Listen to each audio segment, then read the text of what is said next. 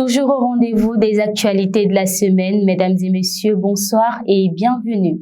La salle de conférence de l'hôtel de ville de Parakou a abrité ce vendredi 17 février la cérémonie de lancement officiel des activités entrant dans le cadre de la mise en œuvre du projet d'appui au renforcement de la cohésion sociale, à la prévention de l'extrémisme violent et à la lutte contre les conflits liés à la transhumance. Une cérémonie présidée par le ministre de l'Intérieur et de la Sécurité publique, Alassane Seydou, en présence des représentants à divers niveaux.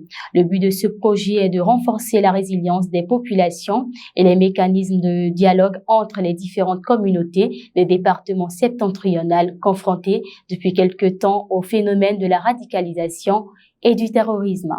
Le ministre des Sports, Oswald Romeki, a publié un arrêté officiel désignant les appellations des équipes nationales sportives féminines et masculines du pays. Désormais, les équipes nationales sportives féminines seront connues sous l'appellation des Amazones du Bénin, tandis que les équipes nationales sportives masculines porteront le nom des Guépas du Bénin. Le directeur du sport d'élite sera responsable de la mise en application de cet arrêté en collaboration avec le Comité national olympique et sportif béninois et toutes les fédérations sportives nationales. Cette décision du ministre des Sports vise à renforcer l'identité nationale dans le domaine du sport et à promouvoir les équipes nationales sportives auprès des citoyens béninois et des fans de sport à travers le monde. 55 pays participent depuis ce samedi 18 février au 36e sommet de l'Union africaine qui se tient à Addis Abeba, la capitale de l'Éthiopie. La cérémonie d'ouverture s'est tenue dans la matinée au siège de l'organisation en présence de quelques 35 chefs d'État et de 4 chefs de gouvernement dans la pure tradition de l'organisation africaine. Premier à prendre la parole, le président de la commission de l'Union africaine, le Tchadien Moussa Faki, a rappelé le thème de cette année qui est d'accélérer la mise en place de la zone de libre-échange en Afrique qui peine à concrétiser jusqu'ici.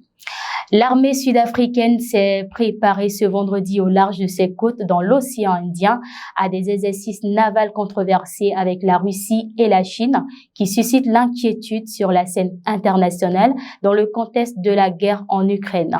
L'Afrique du Sud avait annoncé le mois dernier des exercices conjoints avec les marines russes et chinoises dans le but de partager les compétences et les connaissances opérationnelles. Ces opérations impliquant plus de 350 militaires sud-africains doivent se poursuivre jusqu'au 27 février au large de Durban, le plus grand port d'Afrique australe de Richards Bay, quelques 180 km dans le monde.